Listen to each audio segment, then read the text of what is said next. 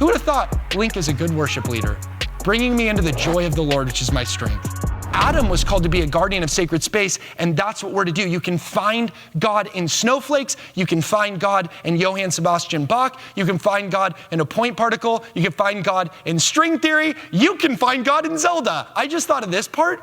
Have you ever played Zelda Ocarina of Time? Yes, Zelda Ocarina of Time. So this was a few weeks ago, but in Lompoc, I told my friend Brighton, I'm like, man, I want Zelda Ocarina of Time. So he sneakily gets in touch with his brother who had a Nintendo 64, got Zelda in the room, and Zelda would play his ocarina and he would start playing these notes and get in sort of a hallucinogenic trance, which is interesting because when Peter was on the rooftop of Simon the Tanner's house, it says he fell into a trance, which in Greek is ekstasis. So he was in a state of ecstasy. That's how Zelda was. He was playing the ocarina and musical notes were floating everywhere. And me and my friend Michael were just laughing for 10 minutes straight. And my friend Christian, we're dying laughing and we're in sacred space. Who would have thought Zelda would have led me in worship? Actually, it's Link. Zelda's the princess. Link is the elf. Who would have thought Link is a good worship leader, bringing me into the joy of the Lord, which is my strength? I bet you've never heard that in a message. Now, what does this have to do with Ephesians chapter 4? In this passage, Paul is wiping out any sense of division. Now, in the context, he's talking about you shouldn't divide people. You shouldn't divide Jews and Gentiles. As Celsus said, anybody can learn about knowledge, but it takes a Greek to understand it.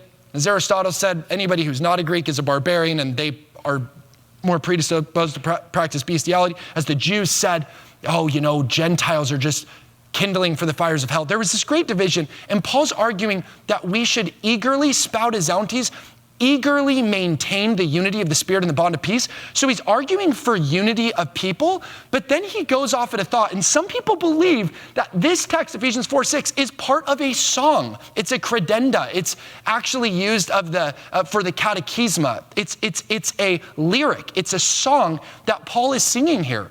And remember, right before Jesus was crucified, what did he do? He sang a hymn with his disciples. So Jesus, right before he went to the cross, what was he doing? He was singing. Some believe that this text before us is in fact a song.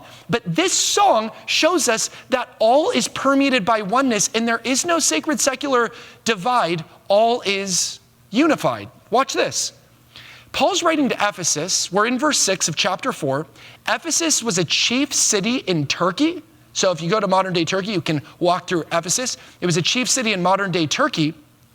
And in the first 3 chapters of this book, he's talking about orthodoxy. The last 3 chapters is orthopraxy. The first 3 chapters is about identity. The last 3 chapters is about activity. But in this passage, he goes back into this flight of song. He waxes lyrical on these harmonic lyrics. And listen to what he says. It's very beautiful. In this song, some believe it's a song, Paul says, it sounds like a song. Listen to how it sings. Ephesians 4:6, one God and Father of all, who is above all and through all and in you all. What a mystical, permeating oneness that Paul is propagating to us, really to the church of Ephesus, that we can hijack. There is one God. It's not 2 or 3 or 4. There's one God and there's one Father of all. And this one God, this oneness, this divine oneness, you can't divide the infinite, is above all, he's through all, and he's in you all. Now, I think what happens to us after the moral majority of the 1980s and getting Carter out, getting Reagan in, we start to divide people according to political persuasion, divide music according to what record label's producing it. We divide reality between sacred and secular, but that's not what Paul says. Paul says, actually, God is in everything.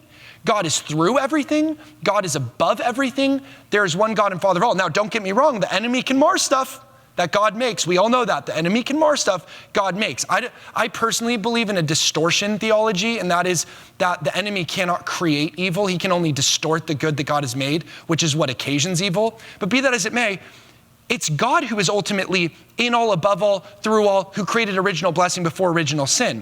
Ben Courson here. Thank you so much for watching my new YouTube channel. Make sure to smash that like and subscribe button, share this video with all your friends, and hit that bell so you're notified every time a new video comes out. May the hope be with you.